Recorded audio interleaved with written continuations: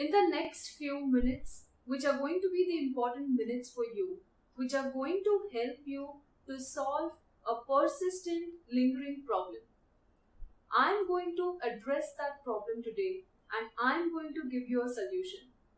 You're very well aware of that problem, but you do not want to acknowledge it somehow. I'm Amrita and you're watching Amrita.r.gandhi, a channel that helps you to improve your communication skills and become an effective English communicator. If you haven't visited my Instagram page already, then I would suggest you to visit it once because there are updates every single day about English. Now let's get going with today's video. I feel nervous when speaking in English. No matter how much I've practiced, I still feel nervous when I have to talk in front of others, be it one person or many people. And this is because there's this one thing that is inside you that is pulling you back.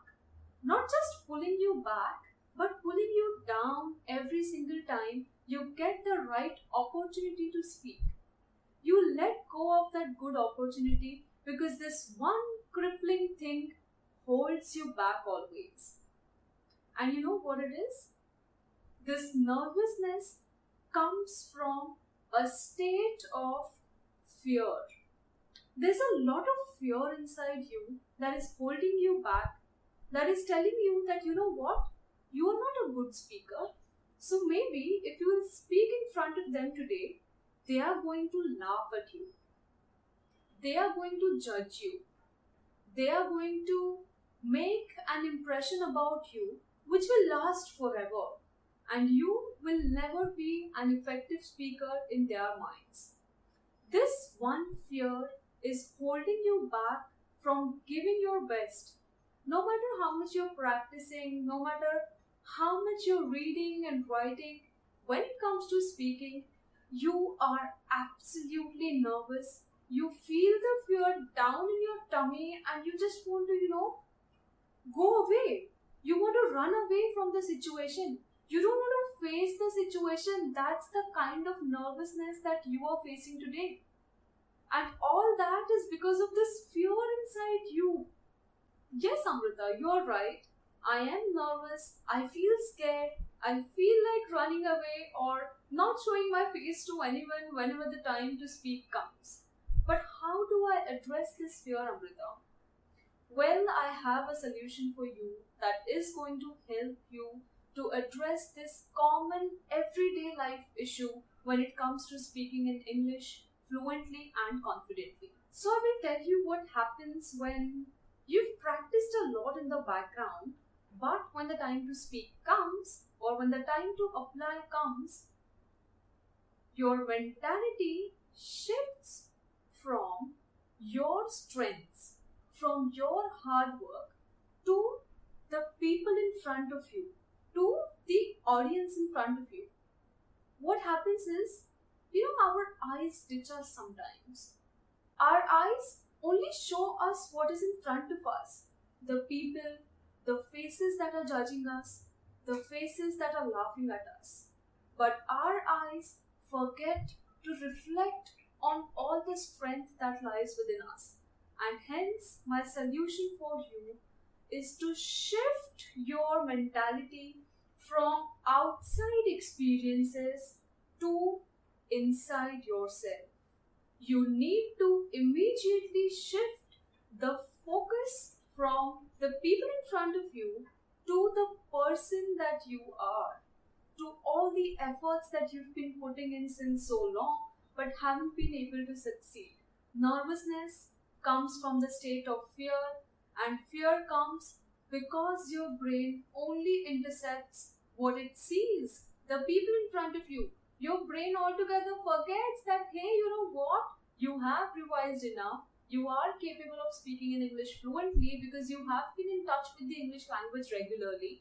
And from my last video where I've told you how to speak English effectively for a long time at length, you must have come to a conclusion that speaking English at length isn't difficult if we stop focusing on the advanced words and vocabulary and focus on making simple short sentences that communicate the meaning to your listener. The link for that video is provided right here, so I want you to check this out once at least. So how do you shift your mentality from the outside to inside? You have to remind yourself that I am going to be blind to anyone who's in front of me when I'm trying to speak in English and improve. You know what? The fear of being judged is so much higher than being actually judged. And this is so true. This is so applicable in all our areas of life.